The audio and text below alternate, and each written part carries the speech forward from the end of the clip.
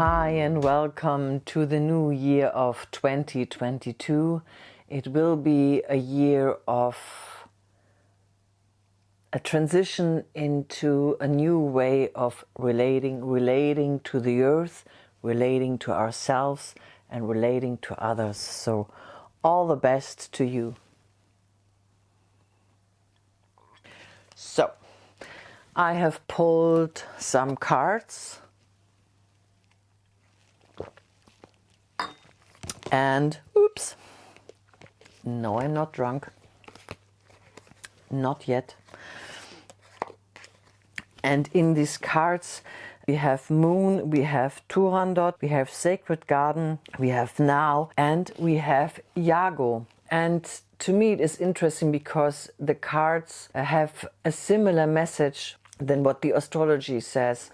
It is about how we relate, and that this year will be a lot of movement in our emotional field, a lot of movement in the field of relationships and relating. But we are advised to come into the now, to step into the moment and to step into the peace of the moment, and out of that peace acting and knowing and trusting that the solutions and the answers that we want to have is in the now.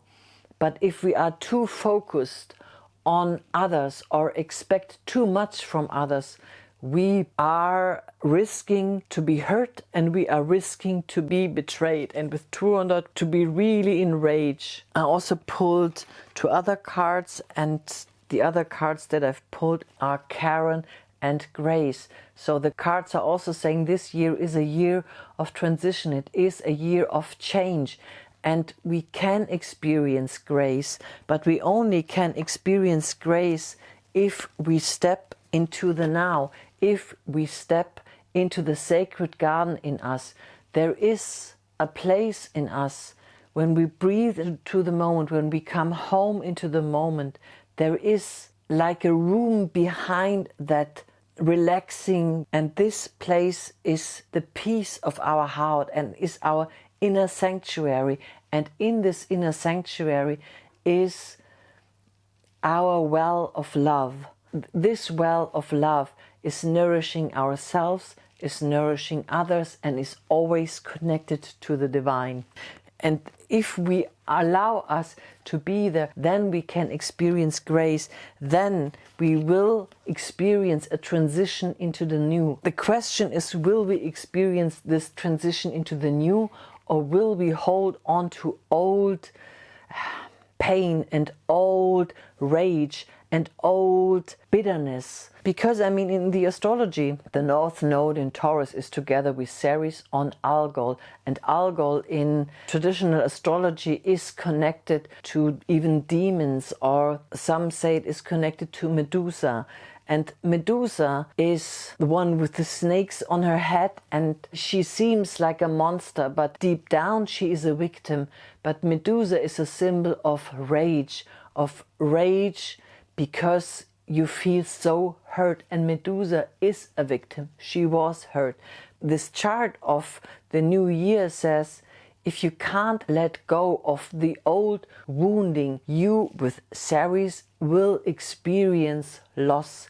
You will experience a lot of turmoil and loss. Let go of the old. And all the rest of the horoscope speaks about that, with Venus, Pluto, Iuno, the asteroid Union, the asteroid Cyrano de Bergerac, and even Mercury in a stellium in Capricorn.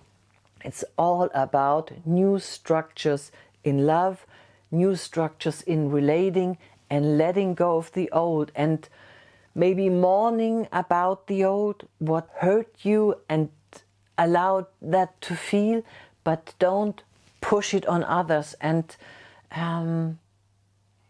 come into this place where you are in the now, and where you maybe realize, however hurt you are, that you are stronger than your pain, that you are the master of your pain, that you are the master, and that in the end the love of your heart is the master, and that in forgiving and in letting go, you can find peace. And in this peace, as I said, is the well of love, is where you can find a new way to relate. I mean, Pluto is this picture of the little worm that becomes a butterfly. It is a picture of transformation. So allow yourself to be transformed, but you can only be transformed if you let go of the old. It is not easy with Pluto.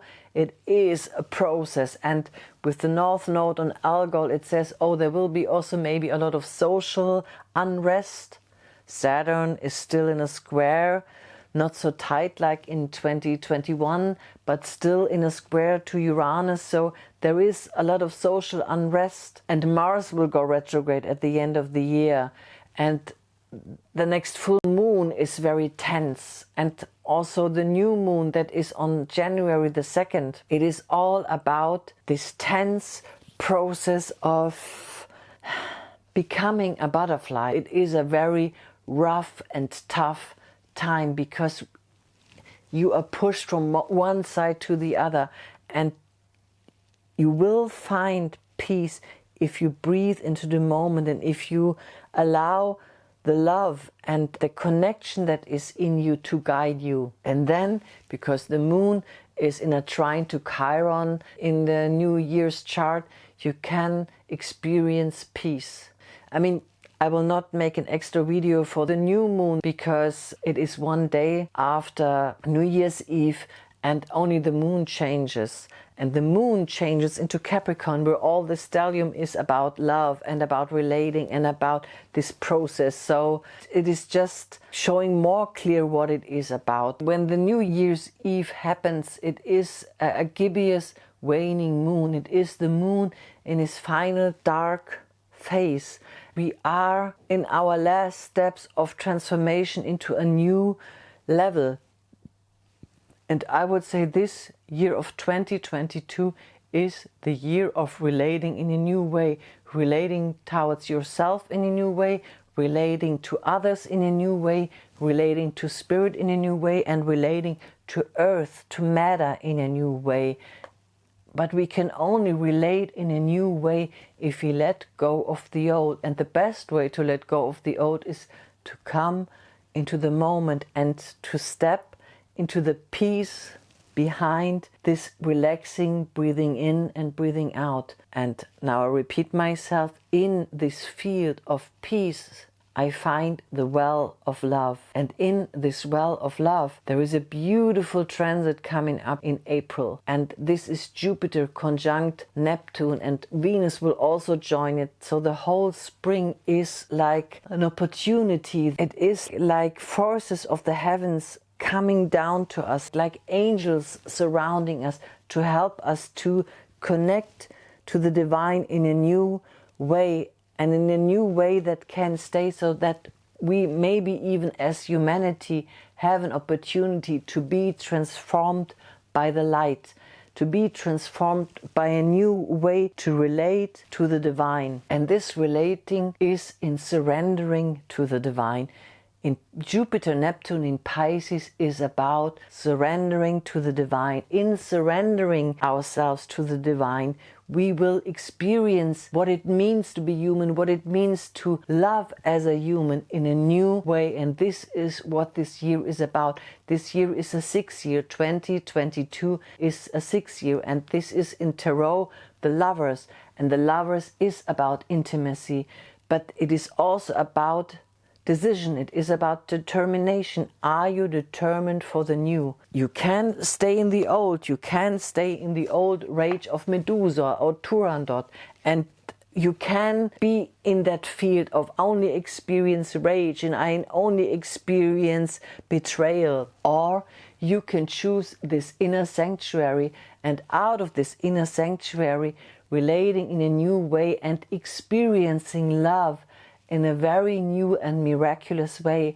And in this relating in a new way, we might heal also the earth, because I would say, because we are so wounded as humanity, we treat the earth so badly. The shamans say that because there is so much hatred against the feminine, because there is so much fear against the power of the feminine, of the goddess.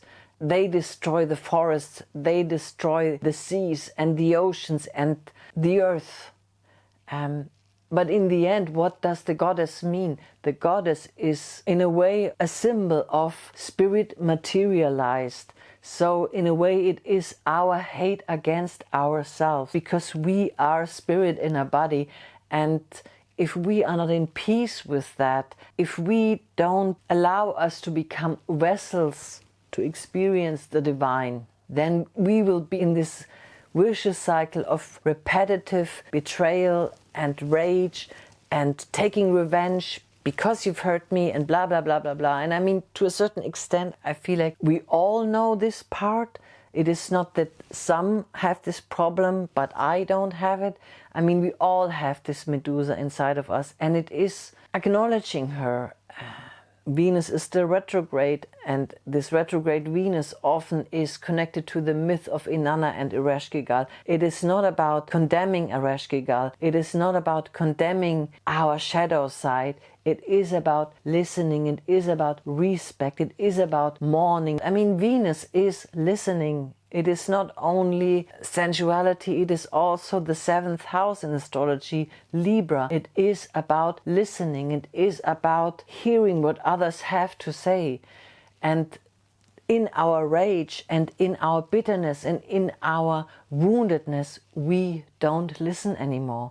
But if we become these vessels of stillness and of bliss, then we are able to embrace others and to lift others up in the light. And I would say this is what this year is about. This year is an opportunity to relate in a new and better and sacred and maybe even miraculous way. I also think that because Jupiter went into Pisces the last days of 2021, and during those days the good news came from South Africa that the virus is now less people getting infected with the virus. And last year when Jupiter was in Pisces, places were opening up. So I feel that with Jupiter going into Pisces, there will be a change with the pandemic. Maybe I'm wrong, but I feel that they might even find new medicine, but I feel there will be a change. And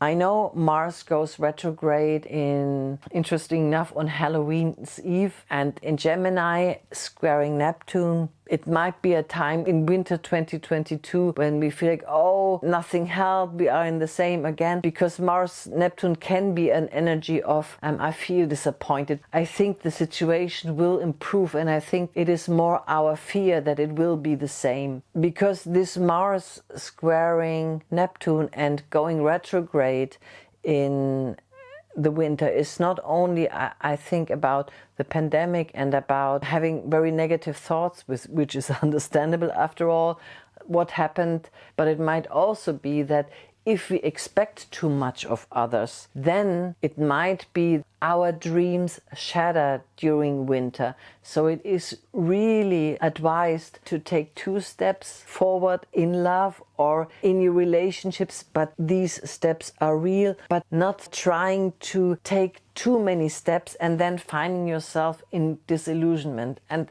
this is the dark side of Jupiter, Neptune, Venus. We can find ourselves in a pinky bubble of illusions, of too good to be true.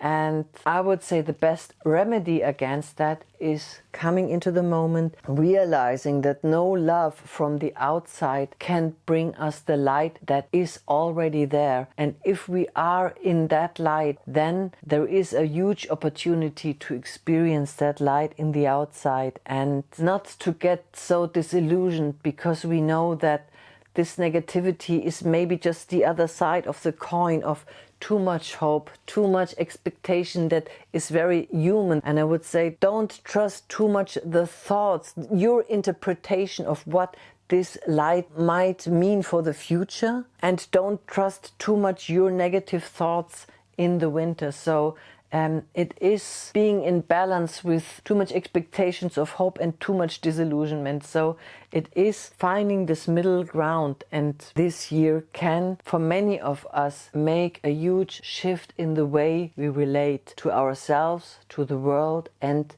to others, and find a new way of intimacy, and find a new way, maybe what it means to be human, what it means to be a vessel of flesh for the divine, and what being this vessel of flesh for the divine actually also would mean for our relationships, and what kind of society we want to have, what kind of relationship structure we want to have. Venus is now with Pluto in Capricorn. What kind of structures do we want to have? Is this father, mother, child, car, house thing, is this what we really want? What are the structures that serve this a divine being in a flesh the most? And how do we bring this light in the best way possible onto this earth and experience it and give it to others? So I would say it is an adventurous journey.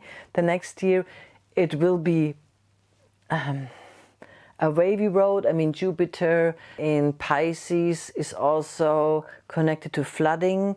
I mean, we had the floods in Germany last year, and when Jupiter re-entered Pisces at the end of December, there is now a huge flooding in Brazil. Jupiter in Pisces might have to do with floods and with a lot of rain, maybe also with a lot of tears. In this case, I think for many of us, there might be tears of relief, tears of happiness, tears of joy, tears of it can be different, it can be new. If we don't expect too much, and if we don't try to victimize others by our blaming, by our shaming, by our rage, and if we are not so much inclined to be betrayed because we are in the moment and we listen to the solutions of the moment, and we listen to the healing of the moment and the answers of the moment, and in the grace of the moment. Only in the moment will be the change. It won't be in the past, it won't be in the future. It is only in the now. So I hope this was helpful to you. Oh yeah, and what is also interesting, that this year Venus is conjunct Mars on Valentine's Day. Again, it is in a square to Uranus, so what I said before, don't expect anything in this year. I mean, it is always dangerous to expect too much, but this year, don't expect anything. Just be in the now and observe and trust. True love will prevail. And it is amazing that Mars is conjunct Venus on Valentine's Day, even though it is squaring Uranus. And then we have Jupiter in what I talked about in Pisces, conjunct Neptune on April 11th and 12th.